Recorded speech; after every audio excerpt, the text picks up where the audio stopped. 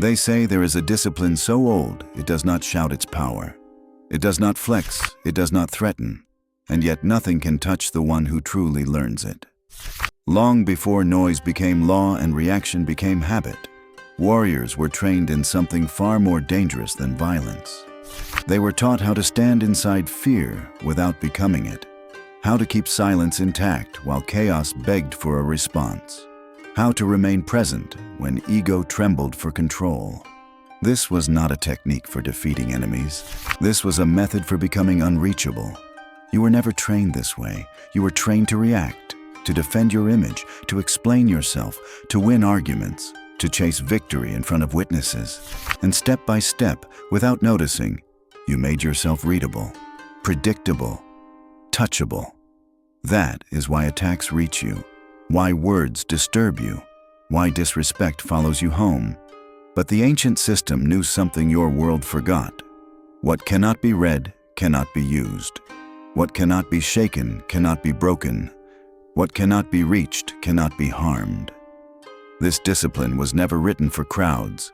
It traveled through whispers, through burned ledgers, through red threads tied around silent wrists. Passed from master to disciple, not to make men louder, but to make them untouchable. Tonight, that gate opens again. Not for the impatient, not for the fragile ego, but for the one willing to disappear before he can rise. If this lesson echoes in your heart, stay and walk the path with us. He was known in the valley for speed, not just of hand, but of temper. Steel obeyed him, breath obeyed him, pain obeyed him. Yet his mind moved faster than all of it, leaping before silence could catch it. Each insult found him open. Each challenge pulled him forward. He called this readiness. The elders called it noise. On the day his control shattered, it was not in battle. It was in a crowded square beneath faded banners, where words were slipped like needles and laughter turned into a blade. He answered before awareness could stop him. The crowd did not see defeat in his body. They saw it in his reaction. Later that night, in the quiet behind locked wooden drawers and a burned ledger of old punishments, a stranger spoke only one line. Your enemy did not defeat you. Your reaction did. The words did not strike him like an insult. They sank like a verdict. For the first time, he felt the weight of what had truly happened in that square. Not the laughter, not the witnesses, but the quiet theft of his authority. His strength had been visible. His dominance had not. That night, as rain traced thin red threads through the dust on the street, he replayed the moment again and again. The tightening chest, the rushing blood, the automatic step forward. Neuroscience would later name it an amygdala hijack, the ancient brain choosing speed over wisdom. But he did not know that yet. He only knew this. Something inside him moved before he chose to move. And whatever ruled that space ruled him. From the shadow behind the cracked wall, the stranger's presence lingered, silent, patient, unfinished. What follows is not a lesson in how to fight, but in how to sheath the blade that never learned to wait. The mentor did not take him to a battlefield. He took him to an empty room where dust rested undisturbed, and a single blade hung from a red thread on the wall.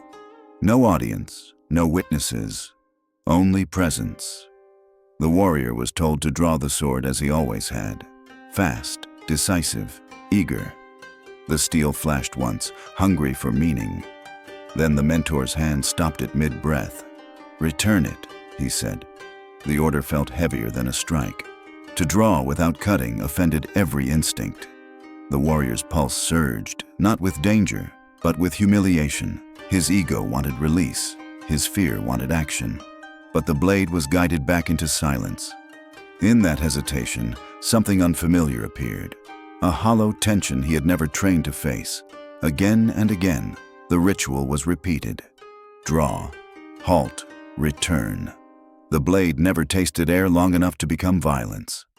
By the seventh attempt, his arm began to tremble, not from fatigue, but from unspent intent. The mentor watched, unmoved. "This," he said, is the sound your spirit makes when it is denied performance. The warrior felt it then.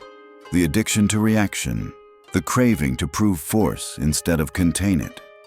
Modern science would call it dopamine anticipation, the brain wired to reward expression over restraint.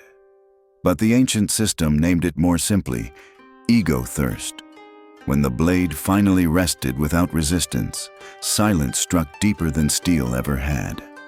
The room had taught his body a pause.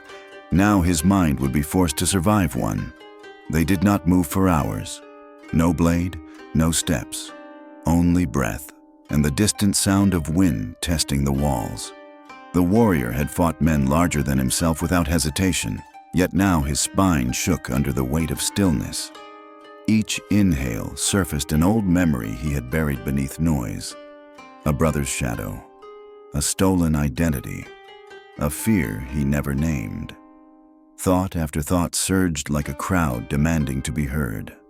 The mentor did not correct him. He reshaped the room instead, moving a cracked cross from the corner into his line of sight, placing a locked drawer at his feet. Every mind hides something it refuses to open, the mentor said calmly. The warrior felt it then. Fear was no longer outside him. It was seated within. At first, he tried to control the storm by force, tightening the jaw, commanding the breath, wrestling thought with thought. The mind only grew louder. The mentor finally spoke. A river does not obey the hands that strike it. So he softened. And in that softening, the battle changed shape. Fear rose again, but this time it was observed instead of resisted. Modern science would later call this metacognitive awareness. The moment you see the mind instead of being it. The ancient system had another name, presence. As minutes stretched into something timeless, the ghosts lost their grip. Silence did not erase them, it ruled them. And for the first time, he felt it. The old self slipping. Not with drama, but with surrender.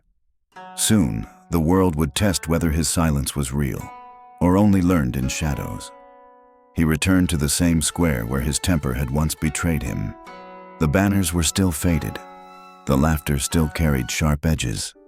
Even the men who had tested him before were there, waiting with familiar hunger. One of them spoke his name the wrong way.